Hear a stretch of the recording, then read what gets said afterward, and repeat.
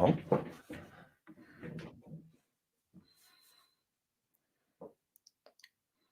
Hi, everyone. I'm Rick Hansen for the Global Compassion Coalition. I apologize for starting here a couple minutes late. Steve and I and our backstage crew were a walking or breathing demonstration of psychological flexibility, one of the topics we'll be getting into, as well as the value of being compassionate for oneself as one scrambles to get ready for an online event here. It's my honor and my pleasure as a psychologist, a person, and the president of the Global Compassion Coalition to introduce Professor Dr. Mr. Steve Hayes, who is my brother from another mother, as he incredibly graciously said to me when we first got to get to know each other a bit a while ago.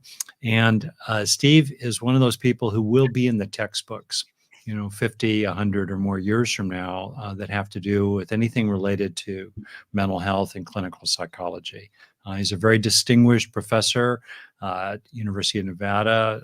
Correct me, Steve, if I get any of these details wrong. Among other distinctions, he founded and developed ACT, an acronym standing for Acceptance and Commitment Therapy, or Acceptance and Commitment Training, which is really more its kind of current broader usage. It's a phenomenally profound form of psychotherapy that also has enormous benefits for people outside of a formal clinical frame, just in everyday life. I myself have really gotten value from even just the touchstones of acceptance, what is outside and inside, and commitment to taking values-based action in ways that are flexible and effective for oneself and also create benefits for others. So we're going to be having a great discussion here. Steve, I'll let you get a word in edgewise in a moment, and we'll be exploring self-compassion and also how to think about research on it through Steve's brilliant lens that focuses on individuals rather than lumping everybody together into one kind of brick-like mass. And one of the findings of that individualized approach is to realize that, some people use self-compassion in ways that actually reduce compassion for others. And how do we prevent that pitfall? And how do we engage our practices of compassion in ways that promote both compassion for others and ourselves? So with that long introduction, Steve, I'm going to hand the microphone over to you. We'll be taking questions and comments along the way. Feel free to post those. And I do ask that if you put comments in, that you be kind to other people and that you focus on your own practice, your own experience, rather than criticizing or correcting or educating or selling or persuading other people. Okay, Steve, over to you. Thank you so much for being here. Well, thanks for that introduction, and I hope we can have a little bit of a back and forth here. I don't want to just go into a regular academic talk, and I want to try to say some things that are directly and personally relevant to folks, while also giving some hooks up into what might be a little different about the acceptance and commitment training or therapy wing and how it was built differently. And because of that, it lands in these issues of mindfulness and compassion towards others and yourself in a different way. It was built in a different way.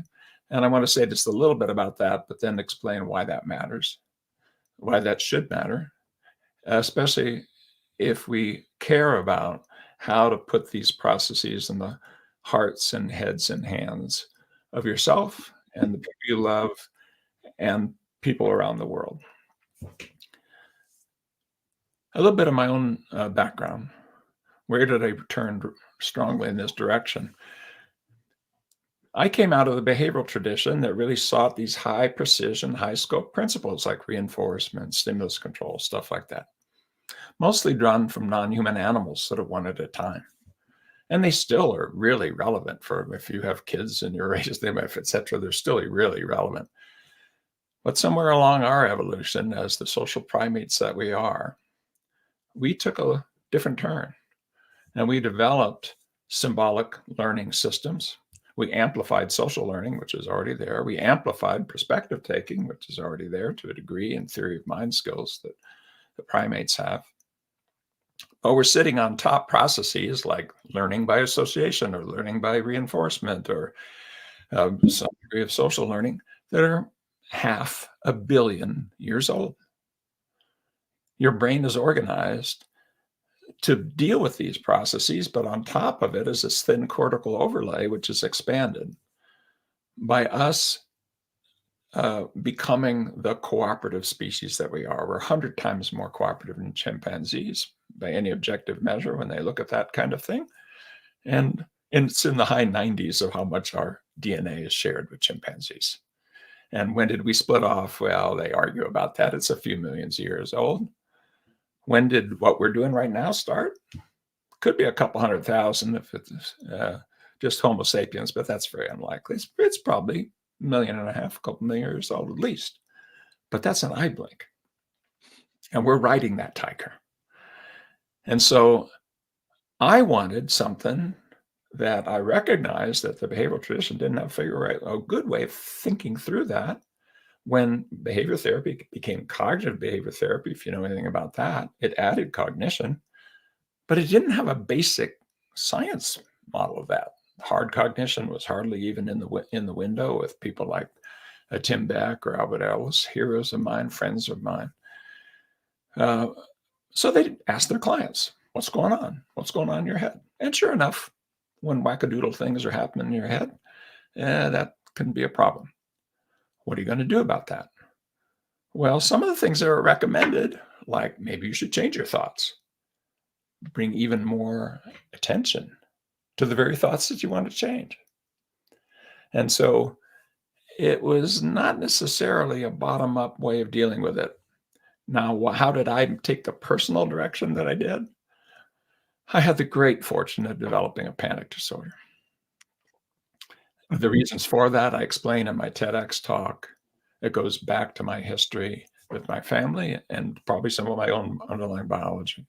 I'm learning more about it even within recent years when I learned through 23andMe that my mother's sister's youngest son was still alive, and I found something about the family history and why my mother was washing her hands until it bled, and why I was in a home where I felt fundamentally unsafe and ended up with a panic disorder. At the bottom of my panic disorder, on a night I tell the story, on a carpet where it looked like my entire world had collapsed in. And I was having a panic attack that I thought was a heart attack, and then realized, no, that's just another panic attack. Thinking I had no way out, I was lose my career, I wouldn't be able to teach anymore. It was hard as heck to teach already. Instead of finding a way out, I decided to find a way in. Decided is not the right word. It was an act of desperation.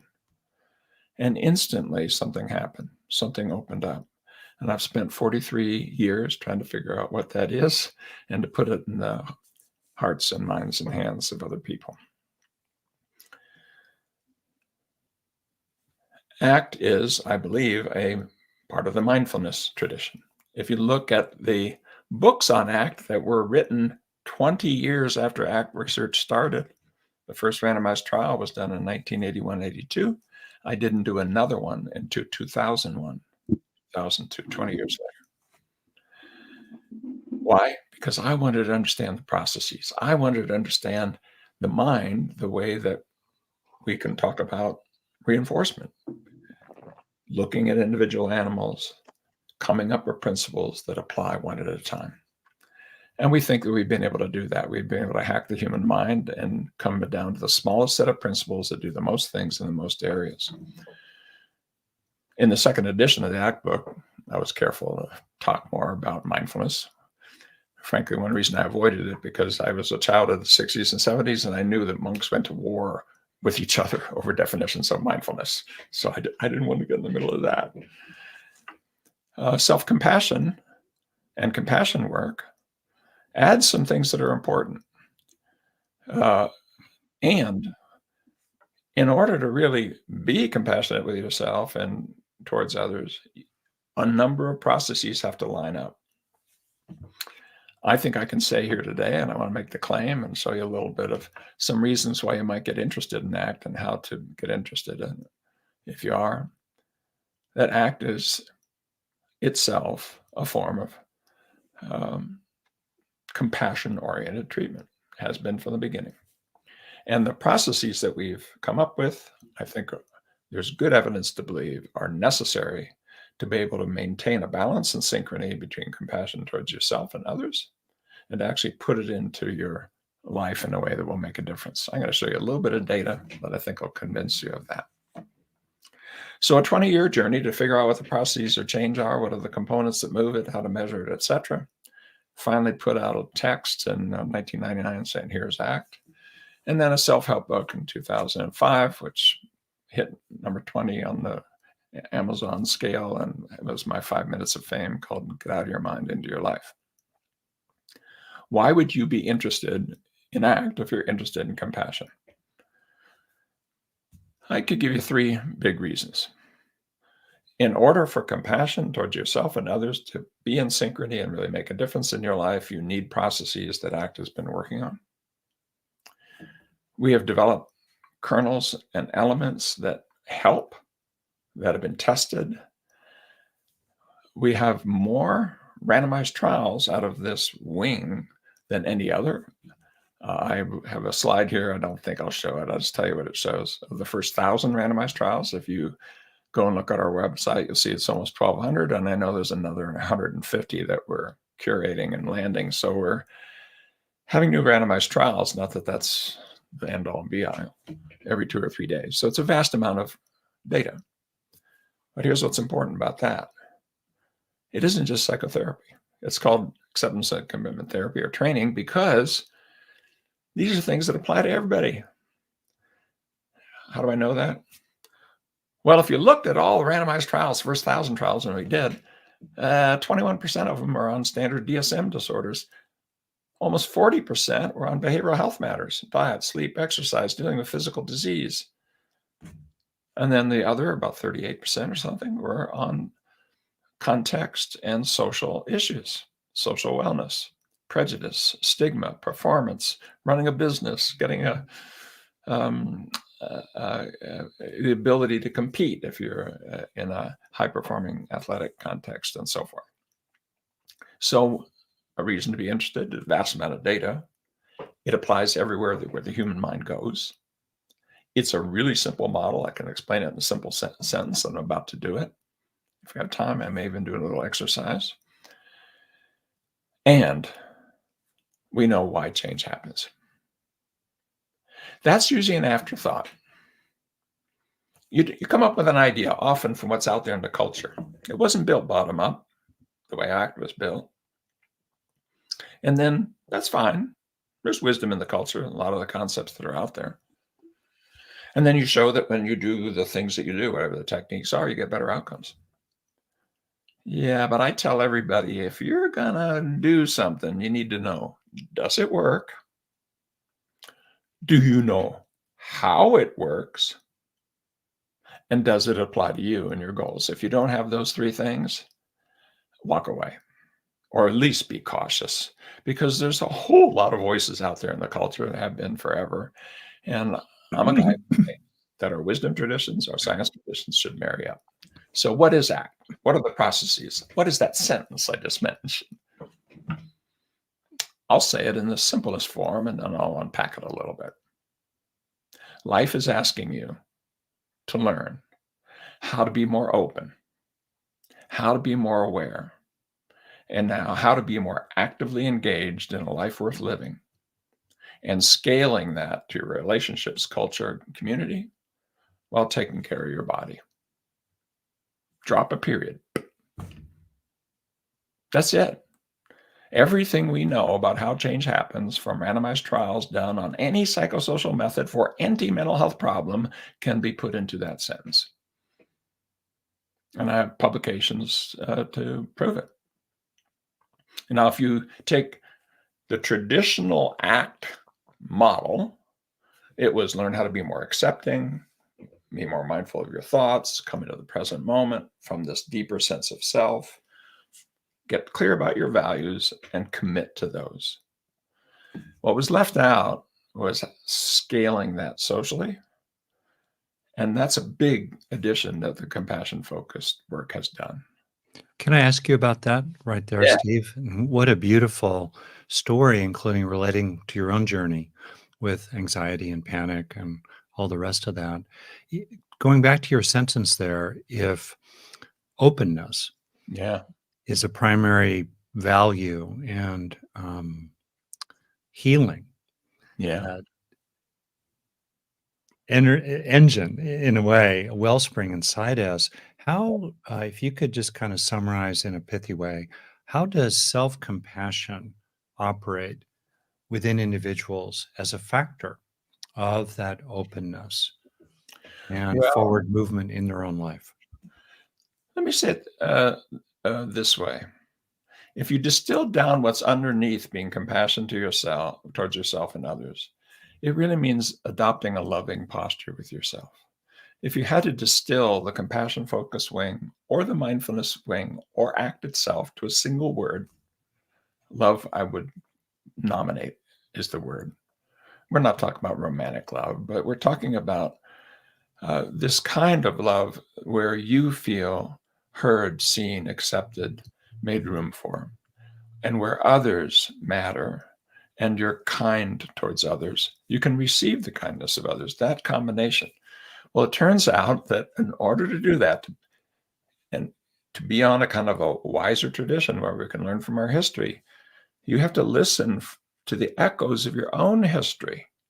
Even though you've got this logical problem-solving mind that's evolutionarily only, 1,000 times more recent than the other learning processes that have intuitive sense, that allow us to feel, remember, and sense, that's telling you, I only want the good ones.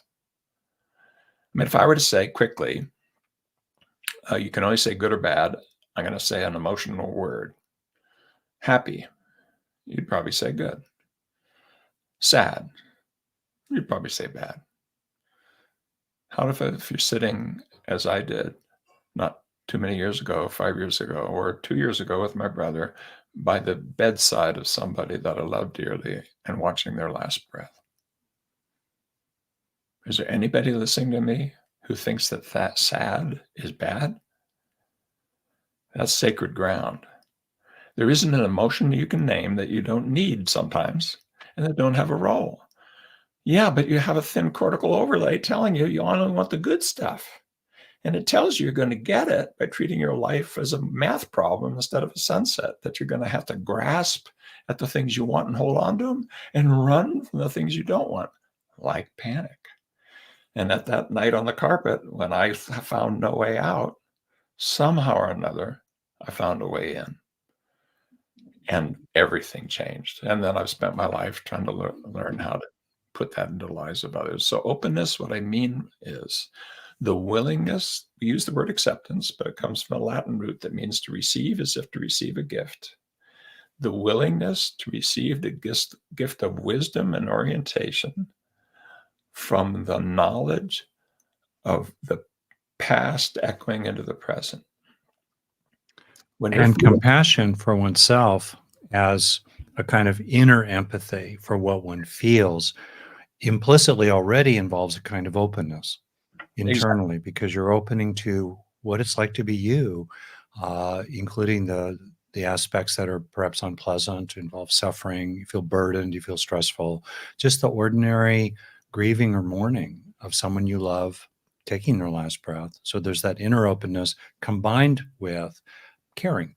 It's not just a indifference to the pain you face, but a kindness toward it, that being compassion. And obviously, that is really necessary in order to sustain and maintain the courage necessary to really open to oneself. And of course, that's helps us open to others. Compassion does. Yeah. yeah, absolutely. So openness includes that aspect. It also includes openness to that judgmental mind of yours that's given you two sides of everything. As I usually say it, even a 4-year-old understands goofy with horns on one shoulder and goofy with a halo on others. And so we're not very old before we realize that there's an argument going on within that will never stop. But you can notice it and learn from it. Some ideas are worth attention, some are not.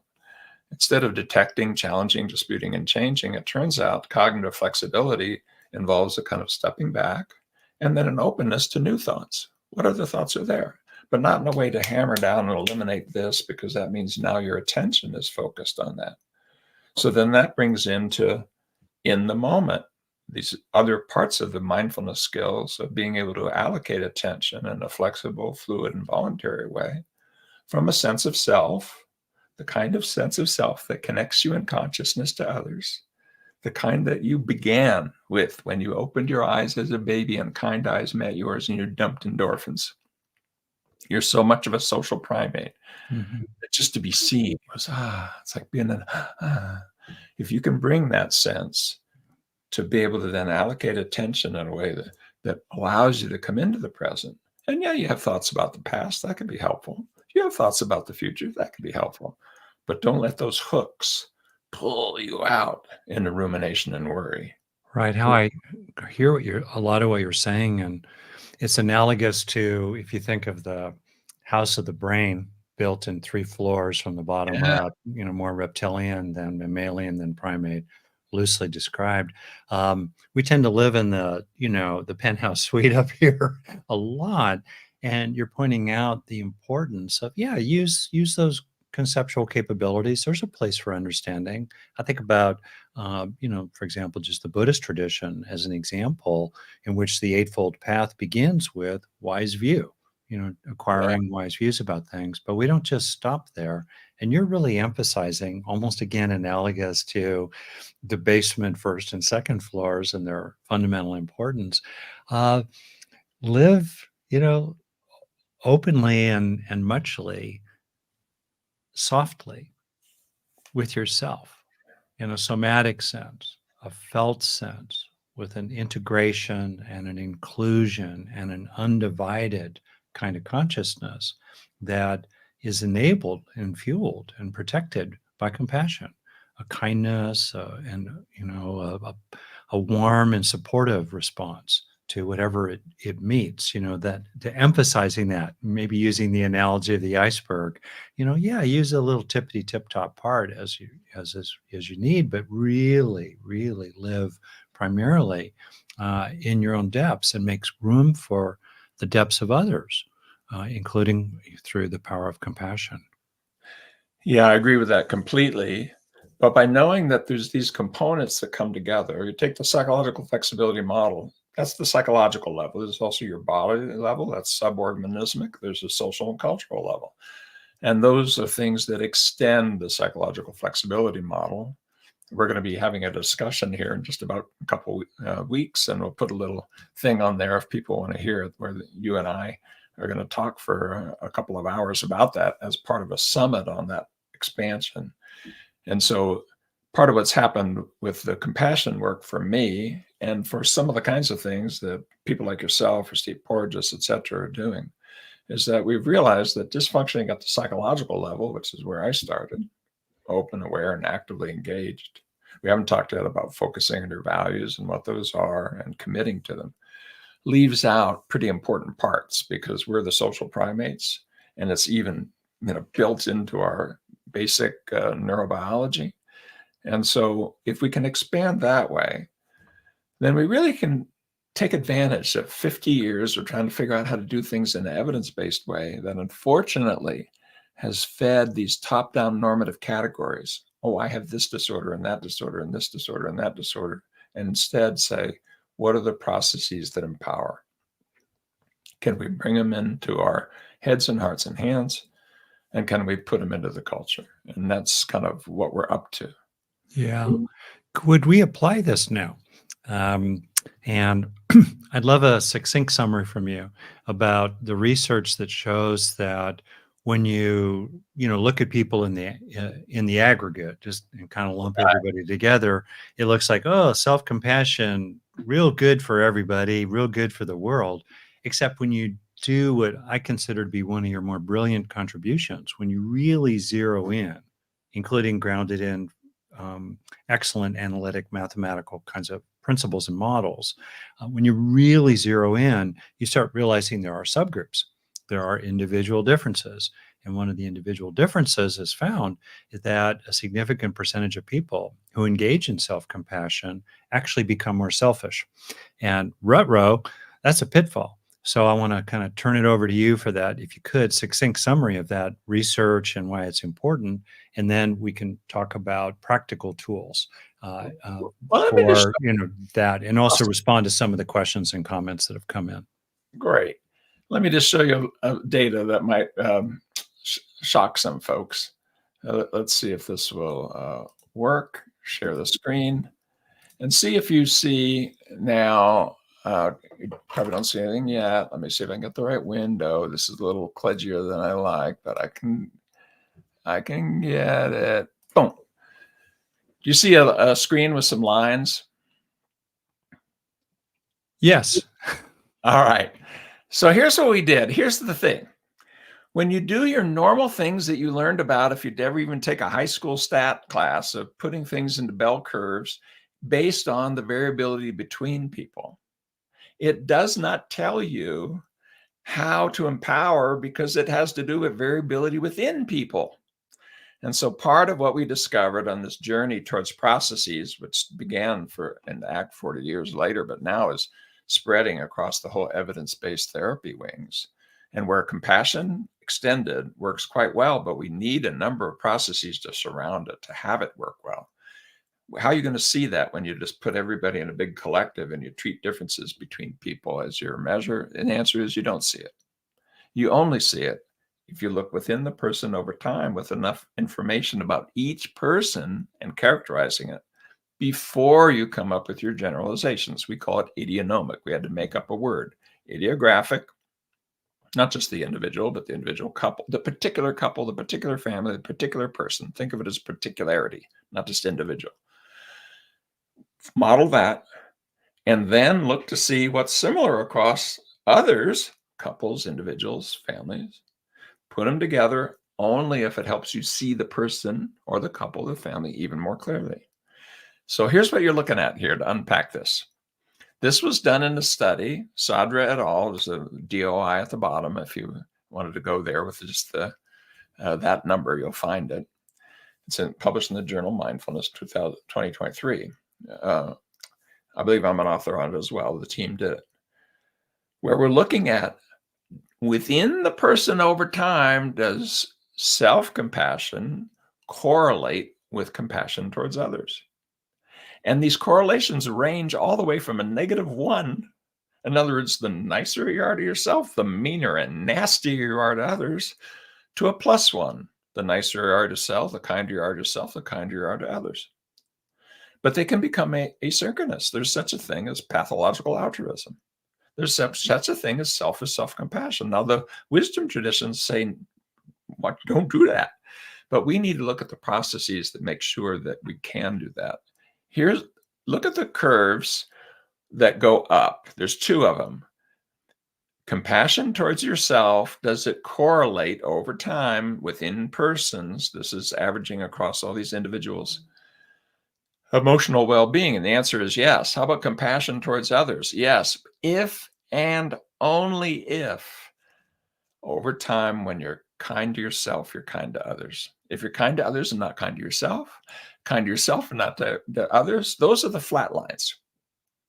So we have a lot of, in the concept, you can, Paul's definition or Kristen Neff's or yours, you have both. All of the compassion community knows that.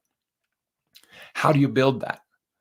There's some pretty good evidence that if you get hooked by your thoughts, if you allow yourself to slip into self-judgment, if you're not open to your emotions, if your attention is not flexible, if you can't touch this deeper, sort of more spiritual sense of self and orient towards your values, all those things mess around with the relationship. Now, let me show you a couple more slides, and then I'll click out. This is what happens if you look one person at a time. The little dot, each line is a person. Each dot is what's true for them. And this is just looking at a component of everybody would agree, I think, of a compassion approach, which is mindfulness skills. Mindfulness skills go with emotional well-being in a positive way. That's that little triangle on the bottom. Each individual here varies. And for the one up at the upper right, yeah, that's true. If you're more mindful, your well-being goes up. How about the ones on the very bottom? The more mindful they are, the more miserable they are. What the heck is going on there? And we have statistics that summarize this. I won't try to unpack it. We use it in meta-analyses when you try to make sure that studies that compare things you can look at the average of them. You can't even easily publish a meta-analysis unless at least 50% of the variance has to do with what you're comparing and not the individual features of the study that is unknown. This 88 over here means 88% of what's going on here has to do with the particularity of people, not with the overall average. In other words, you just don't even see it unless you focus on it. And we've now replicated that over and over. We have kind of nice, colorful ones now. Here's one on, are you worrying about happiness and do you actually become happy? And for most people, the green one, the answer is yes. But a whole bunch of people, the more they're thinking about happiness, the worse off it is. So, what this sort of says is that we've got I'll stop the screen. We have to think within your lifetime over time. And we need technical tools. So when you learn principles like mindfulness, self-compassion, diffusion skills with your thoughts, or reappraisal skills, non-attachment, and so forth, every single process you can name, if you say, is that good? The answer should be, it depends. Yeah. Depends on the person, how they deploy it, and everything else. You're a complex system. And if you're going to evolve your life on purpose, which is what I recommend, you better be looking carefully at how the different things you do over time come together. And I'm really excited to say that we are developing entirely new methods of doing that are very practical and that allow you to deploy these little nuggets that you've learned from wonderful people like Rick in ways that actually foster your overall well-being. So Steve, let me, my quick summary is that individual differences matter.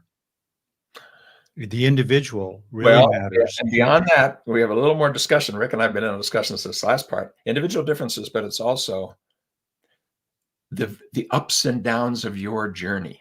Yeah. That are individual to you. Yeah, your individual history of what lifts you up and pushes you down. And a lot of this may be quite unique to you. There's you may have values that are different from somebody else. You may have a history of somebody else. You may have different genes, epigenes, you name all things. So acknowledging that, I want to put you on the spot here. Yeah. And people are remembering probably that vertical line with regard to, compassion and mindfulness and caring about or being, interested in your own personal well-being, right? Right. And in other words, in effect, we want to help ourselves and even help others be on the side of the line in which self-compassion and compassion for others, mindfulness, and motivation to, over time, nurture ourselves, heal ourselves, and support our own well-being and even awakening over time. Okay. What are, short sentence, please, 1, 2, or 3 things that people can do or qualities they can cultivate in themselves that will help them reap the benefits of mindfulness in promoting their well-being and reap the benefits of motivation for happiness to promote their well-being and reap the benefits of compassion and self-compassion that promote their well-being? What are your top 3? 1, 2, 3 things that people that are factors that people can and should cultivate inside themselves? Well, if you had to do 3, but I actually named 6 because it's, if you had to do 3, the open, aware, and actively engaged are 3. But if you put a little... wait. Open? Yes. So openness. Open. Very important as a dimension. Openness to oneself, openness to the world, openness to change, to new Including with your thoughts. information, updating your priors, as it were, with new Yeah. information, really important. What was the second? Awareness, openness Awareness. and awareness. So, okay, good. So you're open. So you're aware and you're open. Okay, got it. And what was Yeah. the third one? Actively engaged. And what I mean by that is consciously building habits that are linked to your deepest values, to your intrinsic Okay. meaning and purpose of your life. Implementing Yeah, what you become aware of, aided by your openness. exactly. Right? That's Those, good. Okay, good. You awesome, man. It's yeah. fantastic. Okay, That now you're in the gotta bonus round. scale What that are to the your other three? preference, What are the right? other three? Well, each of those has two features. So we can break that's the six. But you got to scale it to your relationships in your body. So you end up with eight. And No, you please, know, please but slow me down eight here. I is got either openness, I got awareness, and I yeah, got, so take action. What are openness. the others? Well, for example, if you had to pick the two most toxic processes, I argue, known in psychology, just pick two. Experiential avoidance, even more than attachment, is the worst, and entanglement, excessive entanglement with rules. When this bad boy showed up a couple million years ago and started categorizing everything and turning your life into a problem to be solved, it harnessed ancient brain structures in ways that made a more rigid person. So if Okay, you're going to so run from your feelings, you can't learn from your feelings. And if that's avoidance. And yeah, if you buy into your thoughts, you're hooked by your thoughts. That's mindiness. It's don't not do that. mindfulness. Don't Do do as that. best you can. Disengage from rumination, obviously. And And learn to as see we're your thoughts in a way with Mhm. equanimity. They're Yeah, not your enemy. Look, if your mama said, "Oh, I'm so sick of you. I wish I'd never had you," that's going to be in your head for the rest of your life, dude. There's no delete button in the nervous system that's healthy. You can't go in there and start, short of brain injury or as the joke goes, a bottle in front of me or frontal lobotomy. That's going with you to your grave. What are you going to do about that?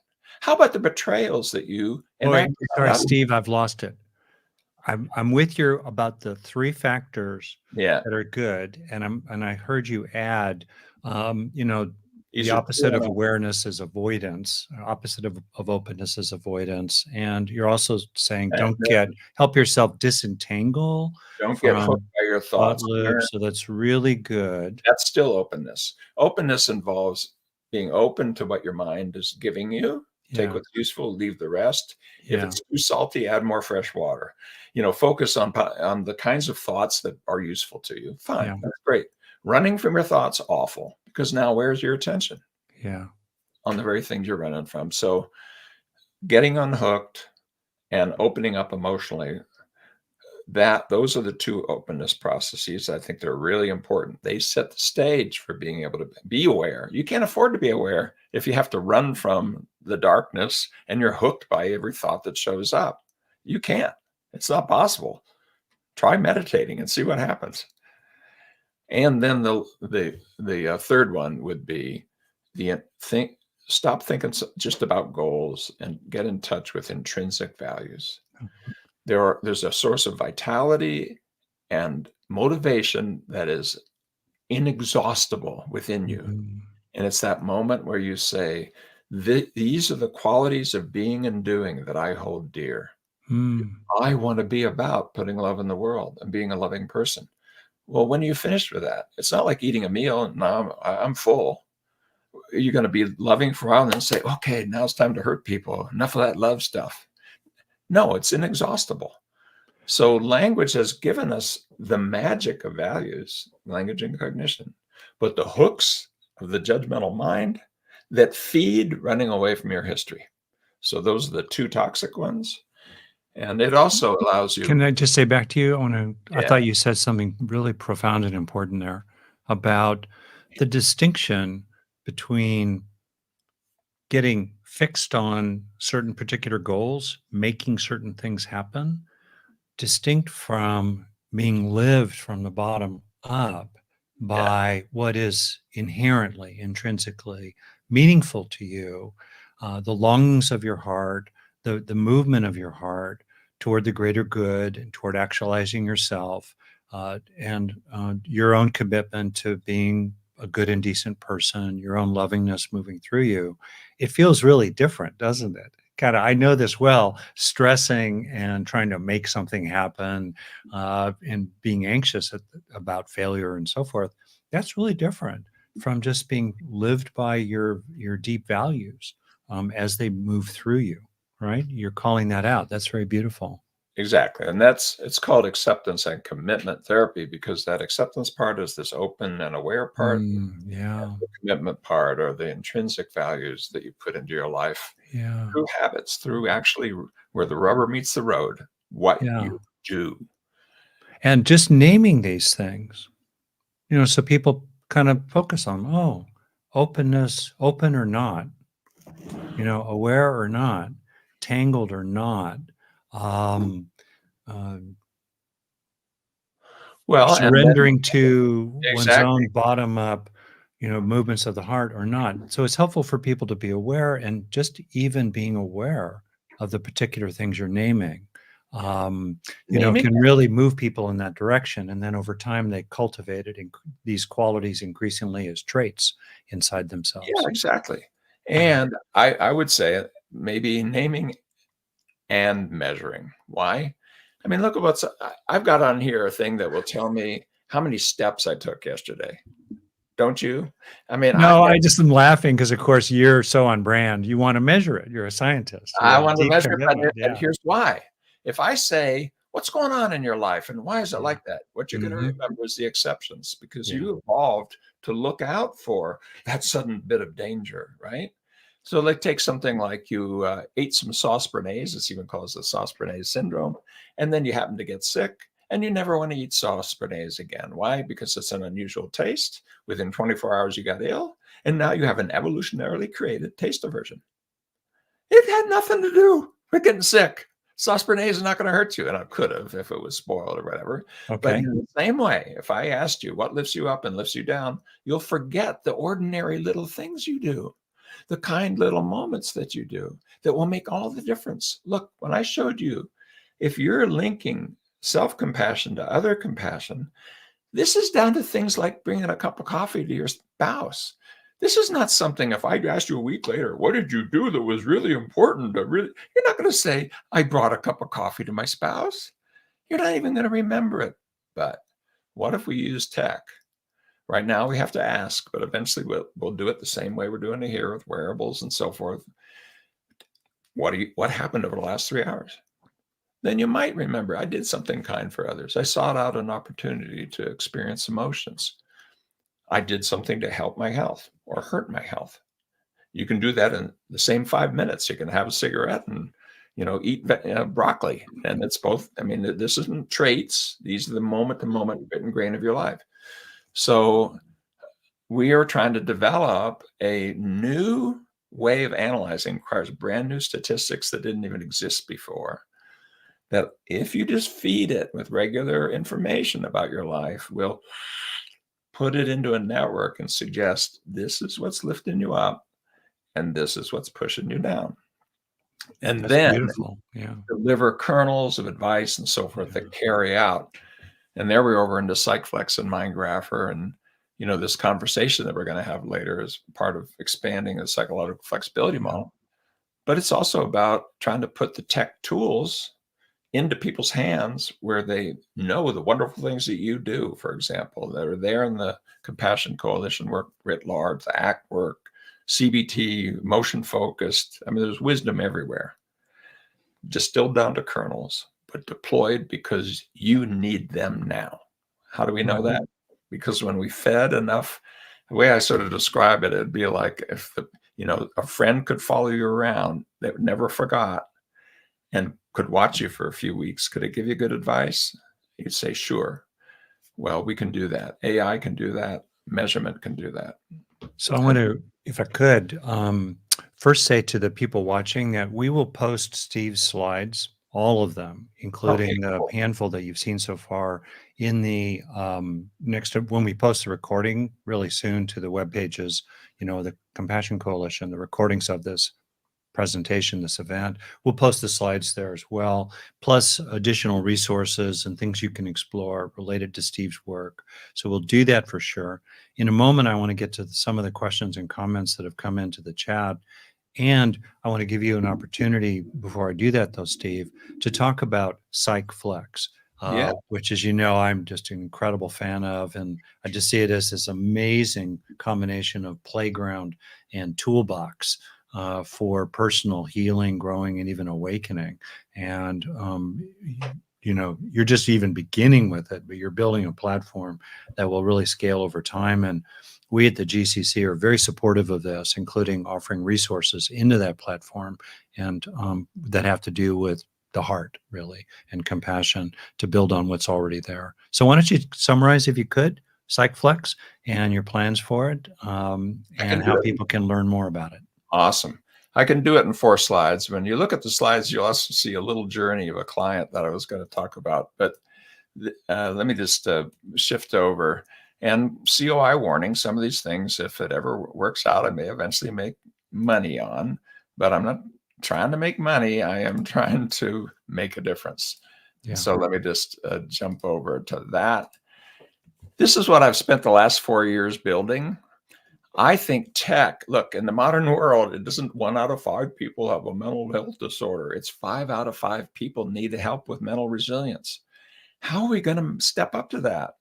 We're going to have to find a way to go direct to user. And you've really pushed me hard on this, Rick, and you're exactly right. We're also going to have to find a way, I think, to mobilize all those professionals out there, not just the psychotherapists, but the teachers and the business owners and the coaches and the OTs and the PTs and all of that, with being able to work with people when you're trying to change their behavior that gives them just what they need. Based on what? Based on their individual journey and the processes that need to go together to make a strong foundation. This open, aware, and active thing, it's like a box with 6 sides because there's 2 features on each. And if you take a couple sides out of a box, you can't stand on it. And in the same way, you can't be self-compassionate and compassionate towards others without having the whole network together. So we have a way of doing that by collecting data and putting it through brand new stats, jaw-dropping, awesome stats. And then in a protected way, they go into a database. Why? Protected by a scientific panel in a not-for-profit called the Institute for Better Health. Been around for 47 years. I'm president of it. I don't take a nickel from it. I make donations to it. What we're trying to do is model enough individual journeys that now we're able to say, this is what's needed. This is what's needed. And so we're going to put into the world, and this is the PsychFlex, there's a QR code if you're interested in a free trial right there. I'll show it on the final slide, which I'll leave up for a little bit, where we can take body, mind, and social relationships, model them in these new ways that allow us to see what lifts you up and pushes you down, and then take small little kernels, 1 minute long things, 3 minute long things that would nudge and bump you in the right direction. And we're going to talk about this, Rick and I, as part of a summit on expanding the psychological flexibility model. This thing I've worked for 43 years to build, but that is spread around the world. And there's some data in here you can look at that in terms of processes of change. It summarizes almost everything we know about how change happens. And we'll have a session for free. And that QR code will allow you to just log in so that you can log into it. And if that's part of a summit where there's 40 speakers talking for 60 hours, everybody who has a PsychFlex yearly subscription will get access to it. So that was my ending slide just on how to follow me if you want to. I don't spam people, and it's a one-click opt-out. Where you can get training if you're interested in that, there's a link there. And those 2 QR codes for a free trial of what we call MindGrapher, which is taking the data and putting them together in networks for each person, and PsychFlex, which is delivering the tech one little element at a time. So there, maybe we can go back to questions, and I'll leave it up just long enough that people can write down the URLs or whatever. If it looks too commercial, let me just say that not a nickel has come towards me. from Psychflex. I don't know if it'll happen, but Yeah. Steve, I'll just say this while you leave the slide up, just for those who want to write down the the URLs or click the QR code.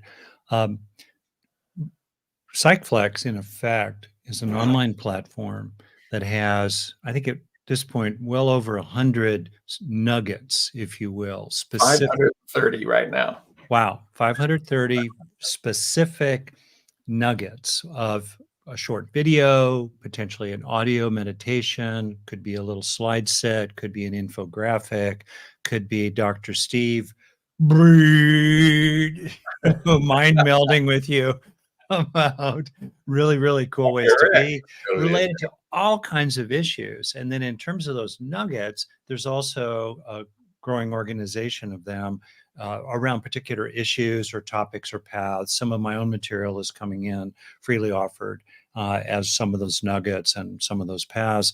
And the current platform, the current design enables people in the helping professions like therapists, clinicians, coaches, educators, managers, etc., to be able to guide their people through those various nuggets with feedback about how it's working for them that get dropped into Steve's underlying mega brain, big brain, mathematical quantitative modeling that then gives people feedback and can give people feedback about what the next useful nugget, the next useful step in the process might be for them. So if you just kind of imagine that, you can just see, wow, and think about the social good opportunities here. Think about the global access of millions of people freely to these kind of tools. Not gated by finances ultimately, although obviously you need to figure out some way to keep the engine going. You got to feed the cow for it to give us the milk, Right. if you will. And I hope that metaphor is acceptable to people. Anyway, it's just fantastic, Steve. It's just fantastic. And, we'll be learning a lot more about this over the next months, the Psychflex platform, but it's really, really beautiful. And it just goes back to my own values a lot around access to tools, that are distributed, democratized, and digitalized, giving power really to people around the world. So thank you, Steve, for what you've done here. And the word we need to add to that, personalized. Personalized. Empirically personalized. Yeah, It turns that's out right. that you will forget things that are important, but AI doesn't. If you just feed it with the data, we can use these new AI tools that we've developed to say, for the particular person or couple, here's what you particularly need right now for that particular goal. And Beautiful. that's never happened in the history of science before. That's Never. correct. That's absolutely Brand correct. new. So I think we'll go about 10 minutes long, if that's okay with you, Steve. And Awesome. people can obviously drop off. We'll record it, but we'll go till roughly 10 minutes after the top of the hour, okay? Because there's so much good stuff here. And I really want to get into some of these super cool questions. And I really appreciate comments like from Sue Drennan there, Drennan or Drynan. So thank you very much. So Sue also, let's see, asked a key question just a moment ago. I'm going to pull for a short answer from you, Steve, to make room for other people. Sue asks, what are some examples, even just one, that might predispose a person to descend into overwhelming self-concern with mindful self-compassion training rather than growing the warmth pie? Yeah. Yeah. Well, for And example, then what could a person do about that? yeah, exactly. Let's say you have focused more on the self-soothing and the self-care. I mean, there's an immediate pop. You can do this with mindfulness too. Mindfulness trainers see it. There's an immediate pop.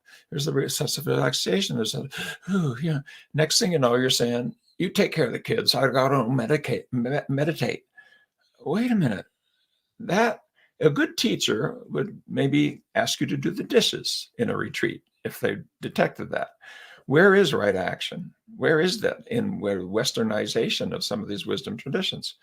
They're there when they're in the wisdom traditions, but we've sometimes stripped them out. So a good example would be, and we're drilling down on this now, and it isn't one thing, it's several things, but let's say the person has begun to treat self-care as if it's a value in and of itself and have forgotten what all of the compassion focus folks would say is that only really fully becomes real when it's also extended to others, because you're diminished because of your awareness when you see suffering in others.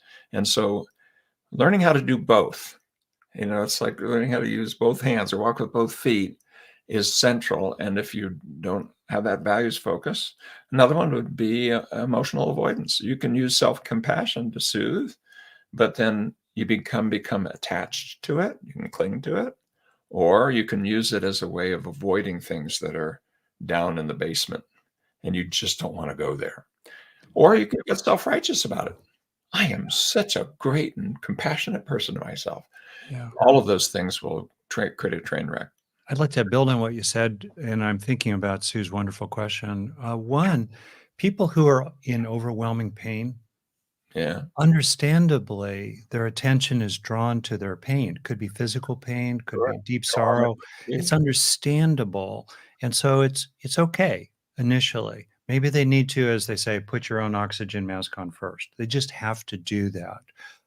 Also, if you have people who structurally in society are running on empty and they're already taking care of a lot of other people, think about traditional roles for women in families, for example, and a lot of stuff there. It's understandable that initially uh, to ask them to also, be caring and compassion even more for other people is just too much. They really need, there's an appropriateness in the rhythm of it all to take care of themselves, but not get stuck there. Right. And that's where I think some of the key points you're bringing in are really, really Or important. here's another one. Suppose you had early trauma and you learned that if you Yeah. mentally are not, we mentally undermine the continuity of consciousness, Yeah. it's soothing. Well, then a lot of these self-compassion, mindfulness things actually can't fully be expressed because you're going to contact this continuity of consciousness and the things that you've repressed. That kind of splitting that has happened when you've had severe early, before the self fully, the kind of self that's this witnessing, noticing, ineffable point of consciousness that expands out our innate theory of mind skills to something a little more elaborated. In our religious traditions, we usually say things like age of reason and things like that. We recognize that Yeah. consciousness changes its quality. You have infantile amnesia. You can't remember your early childhood. The songs you Yeah. sung just a year earlier, you can't sing anymore. They're still in your brain, but they're no longer in your awareness. If you split early, self-compassion and mindfulness can actually be threatening Yeah. until you figure out a way to, one step at a time, create a Yeah. space in which even the hell of your own history can be held in this kind of a container of awareness called you. Yeah. I think it's helpful also, Steve, for people to be aware of the fact that, or just observe both and. In other words, I can be being caring and kind and supportive and on my own side and a good friend of myself does not take away from my friendship and care and concern for you. Both can be true, and vice versa. I can be appropriately attentive to you and loving toward you without abandoning myself. Just that observing, oh yeah, this belief I had that it's either or is not true. I can do both and. That's Yeah. part one. Then I think it's really helpful for people to realize that love is love, whether it's flowing in or flowing out, that it feeds us as it flows through us.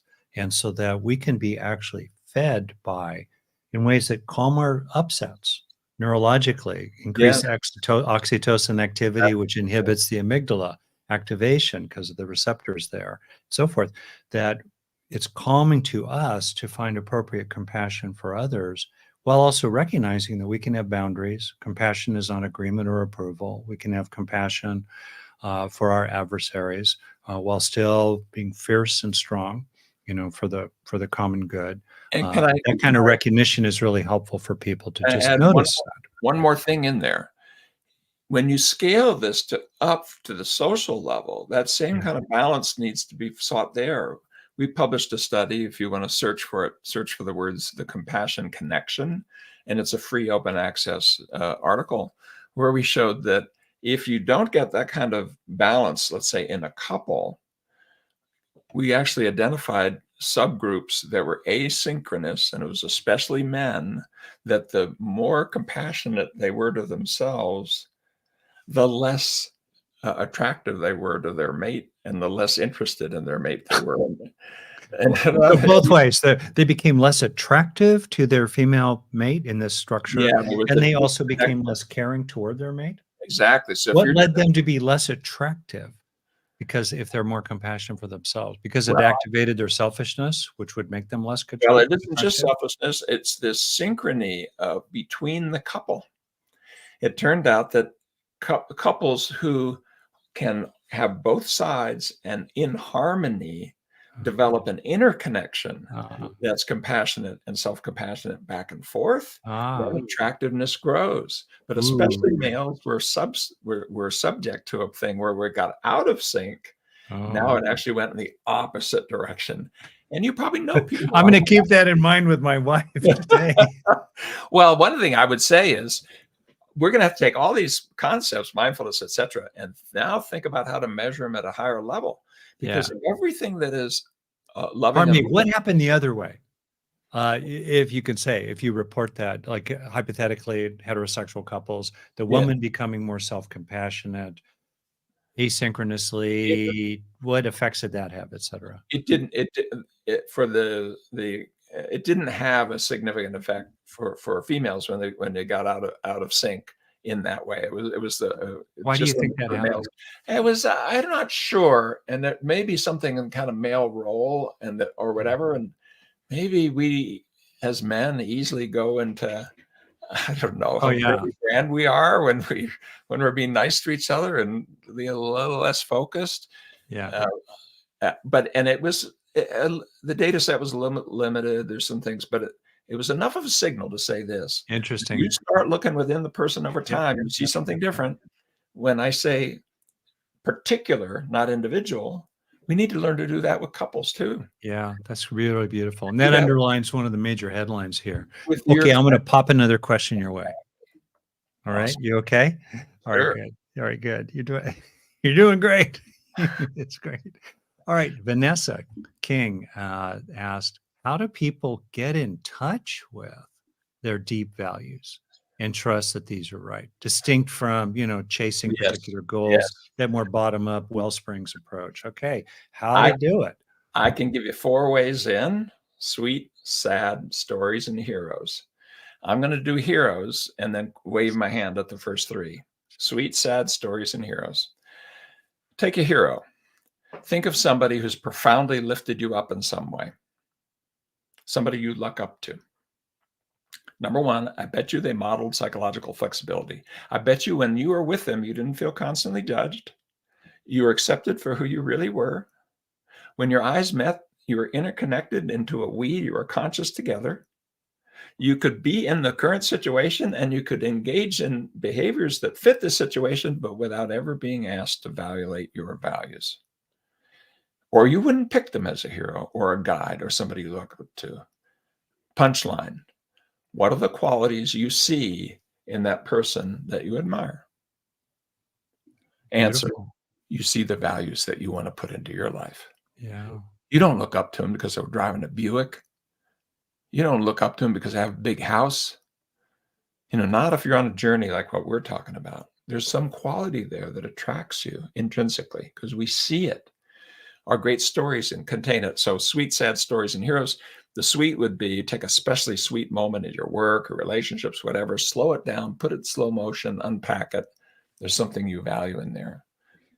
Sad, difficult, take the things that have been most painful. You were betrayed in love, or you weren't able to function socially, you were so anxious. Flip it over like a piece of paper. What does that suggest you deeply care about? I want to learn how to be with people. I want a relationship that's loyal and trusting. And then stories. If you were just authoring your story, but you couldn't control the events or the characters, but you could control the theme. And you're right now in this moment of your life, and all of the things that have happened to you are the earlier chapters. What is the chapter that you want to write right now? What is the next sentence? You're not going to be able to control whether or not a plane flies through the window in the next minute or whether or not you get a cancer diagnosis tomorrow. You can't control that, Yeah. but you can control whether it's a tragedy or a hero's journey. Which story are you writing? So sweet, sad stories and heroes. And then when you get into the hero's journey, you'll realize that in those great stories are values. That's We, phenomenal, Steve. Really, I've never heard that before. That's brilliant. Maybe someone can put it in the chat for everybody. Sweet, sad stories, heroes. And obviously, that'll be in the recording. I want to, we will move to an end. We could, of course, keep going forever. I really hope people will join us for the 2 hour whoop-de-doo. That's free and cool and, very neat. And Steve and I will be doing the dance and have more time for it and make more room. And I wanted to pick up on this really fairly profound question that I've been reflecting on from Wendy Isaacs, and other people have kind of asked a related sort of question.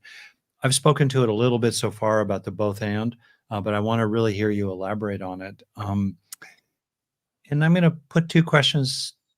I'll just do the one first. So Wendy asks, how can I best maintain a place of compassion for another person when there's a deep hurt and sadness I'm experiencing that I'm attributing to their lack of consideration for my feelings? And I'd yeah, like to broaden it, or if you will, what about there are people who really have mistreated us yes, or have really mistreated and are mistreating people we deeply care about, whether it's at our very local situation in a family system or roommate or work or friend, all the way up to politics, yeah. and so forth. So how would you speak to that? What can a person do when they feel a deep hurt? They've, let's assume, been really wronged. And what about compassion for that other person who has mistreated them?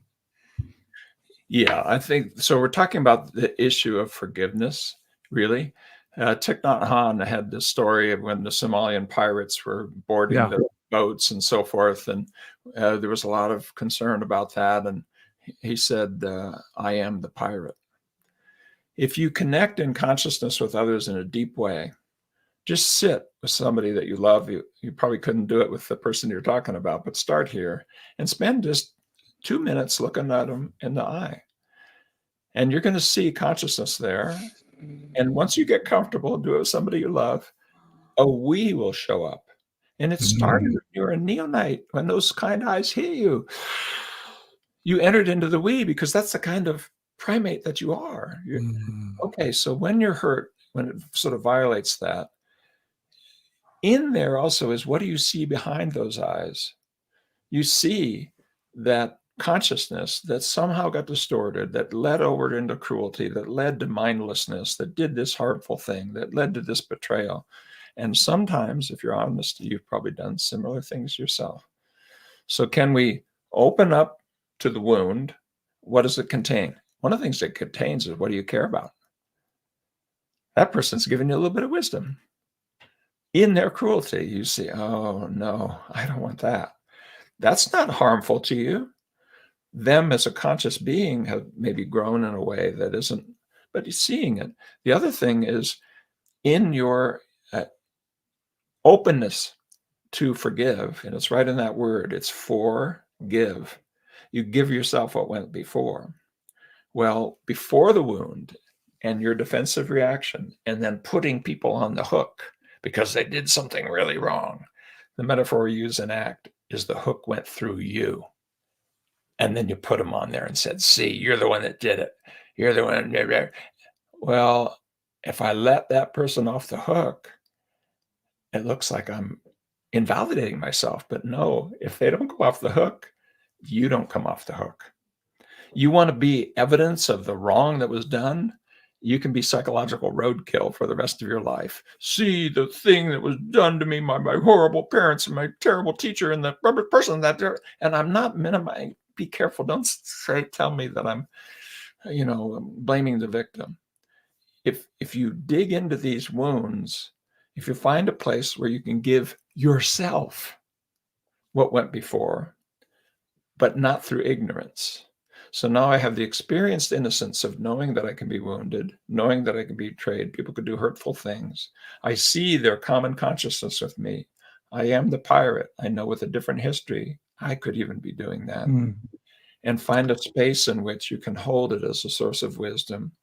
And then set whatever boundaries you wish. Like that might mean You don't go near that person. You don't send them birthday cards. You don't pretend that you like them. Yeah, it can mean all that too. It can mean you turn them into the police, or you take those hard actions that confront them on a wrong was done. But let yourself slide off the hook. And to do that, you're going to have to let the other person slide off the hook. Holding that rock in your heart that allows you to maintain that righteous anger is Yeah. a rock in your heart, not theirs. That's so. As we move to an end here, I'd like to feel into what you're saying here just a smidge as a way of talking about the general points here Yeah, as we finish up. For one, you're really emphasizing very consistently with one of your major themes here, individuality, what's actually true for you, and the individuality of each moment in time. What's actually really true for you, whoever you are, Wendy in this case, I can very much relate to Wendy's question, um, in this place, in this time with that person, with your mind, with your genetic heritage, with all the things you've acquired, what's actually true individually. Um, and in all that, to realize that it may be that what's individually true at this point is you can't do the whole big optimal idealistic thing. You can just do this. Maybe you can't find compassion for that person in the moment, but maybe you can find a releasing from a vengeful, cruel motivation that's understandable. It's yeah, understandable, but maybe you can get some breathing room from that. Or even if you can't get some breathing room from that, maybe you can find not acting out it out at least in the present moment. Or if you can't even stop yourself from acting it out, you don't really go crazy with it. You don't go, you don't do really dangerous things. So the point being, you can find your own way. I think sometimes people call themselves to edge cases. Oh, I need to have compassion for fill in the blank, the worst, tyrant in history. And well, why don't we start closer to what's individually true for you here and now, and then move out from there. And then I think it's really quite helpful can I to suggest? well, let me finish on this, okay? Just this point. It can be really helpful to feel and to know, wow, my compassion for them calms me down, helps Yeah, me feel better. It helps me see more clearly. So it's good for me to find the simple recognition of their suffering. Doesn't mean I agree with them. And some kind of fundamental, it could be omnidirectional and somewhat impersonal through which those people move, a kind of general field of good wishes and goodwill for people. And to know this in your bones that works for you. Okay, you get the last words here. yeah. If I could suggest a practice that would help in this, that's just as small as you can get. Observe and describe your reactions, give them a name, and try to open up and make room for them. We know that when wrongs have been perpetrated on you that you have a hard time opening up to, one of the things the mind does is it asks you to look elsewhere and to fuzz even what you feel. I was working with a client once who had a really horrible thing done to her, and she literally contemplated killing the person with a huge boulder while he walked away.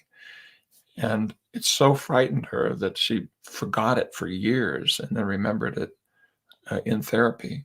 And we all have a tendency, but if you want to, if you've had wrongs perpetrated on you, what is the most powerful predictor of it happening again? One of the single most powerful predictors is alexithymia.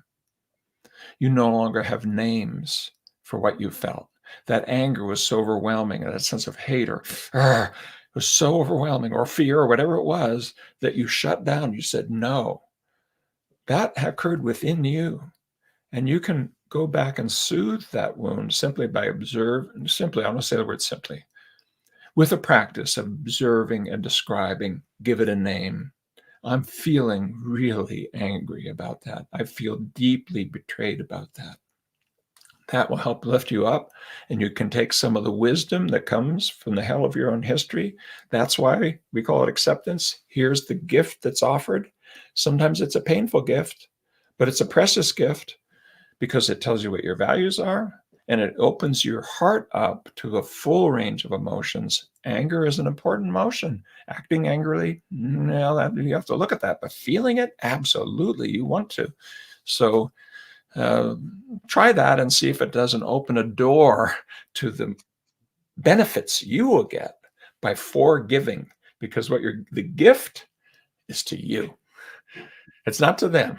They may be thinking, see, I told you I didn't actually do anything to hurt her, because look at what, they said I ruined her childhood. She's doing pretty good.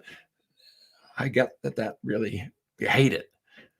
And you're giving yourself the gift of the reset button and the experienced innocence of being able to choose from here with your knowledge, but no longer attached to it in a way that you're dictated to by your mind. That's really, really beautiful and a lovely place to end here.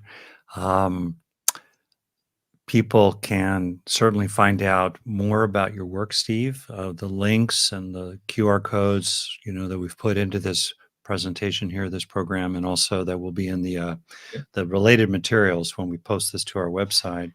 I really want to bless you, Steve, and thank you for your heart, your genius, and your obviously intense commitment to the welfare of all beings. So thank you very much. Thank you for your time here. Thank you for everybody who was part of this and, paid attention throughout and put the great questions in and comments. Alas, we couldn't get to every single one. And I want to thank as well our team from the Global Compassion Coalition, who's just really been wonderful in enabling this to happen. And can I say a final little thank you to you, Rick?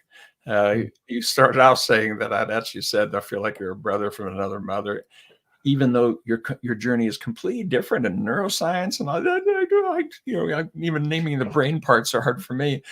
But somehow, and what I see in this work, and I see it in the GCC, are people who really want to dig down to this profound place, I think, where every voice matters. Yeah. And where nobody sort of falls off the edge, that we care about the entire world and all the sentient creatures in it. And it's not just hearts and flowers, but it's doing the hard work to create a different kind of world that will rise to the challenge of the human condition and the modern strains that are only beginning. I mean, the modern world is going to stretch us even more. Let's work together to learn how to be up to it. Beautiful. All right. Thanks, everybody. It's a wrap. And see you in the next turn around the corner. Take good care. In a couple of weeks. Come join us, gang.